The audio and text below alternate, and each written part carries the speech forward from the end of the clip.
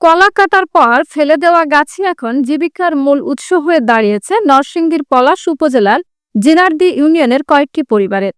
নরসিংদী থেকে আমিনুর রহমান সাদিক, তথ্য ও চিত্র, ডেস্ক রিপোর্ট।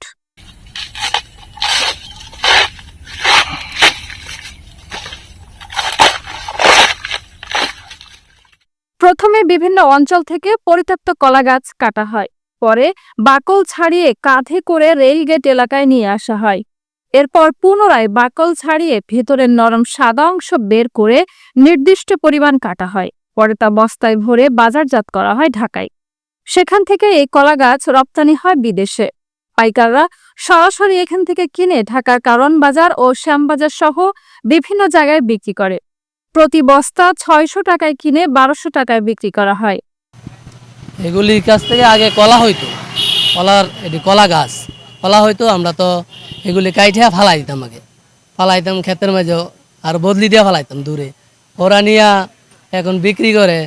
আমরা কলা বিচারলাই পরে কলা গাছ তারা কাটতে আনে, কাটতে আনে চুলায় ফিস করে টাকা ভাড়ায় এখন তো বিদেশে বলে দেয়। এই কাজটা করে অনেক পরিবার খাইতেছে, চলতেছে। কৃষকরা যখন আপনার কলার যখন পরিপক্ক হয়, কলা গাছটা যখন এতে ছড়ি সংগ্রহ করার পর পরিত্যক্ত গাছটা ফেলে দেয়। এখন তারা ওই ফেলে দেওয়া কলা গাছটা সংগ্রহ করে এনে এখানে এটা প্রসেসিং করে কেটে আপনার ঢাকা কারণ বাজারের দিকে পাঠায়। ওই কারণ বাজার বিভিন্ন পাইকার আছে, তারা এটা আপনার বাইরে বিভিন্ন রাষ্ট্রে এক্সপোর্ট হচ্ছে। সে যদি সরকার যদি এটার পদক্ষেপ নেয়, এটার যথাযথ প্রক্রিয়াজাত করার মাধ্যমে যদি রপ্তানি করে, তাহলে অনেক বৈদেশিক মুদ্রা অর্জন করা সম্ভব। স্থানীয়রা প্রতি পিস ৭ থেকে ৮ টাকা দরে বিক্রি করলেও ঢাকায় প্রতি পিস বিক্রি হচ্ছে ১৫ থেকে ২০ টাকা দরে। কলা গাছের এসব অংশকে স্থানীয়রা বলে থাকে থোর বা মাইজা। দেশে বিদেশে অনেকেই এটা খাবার হিসেবে খেয়ে থাকেন, যা অনেক সুস্বাদু।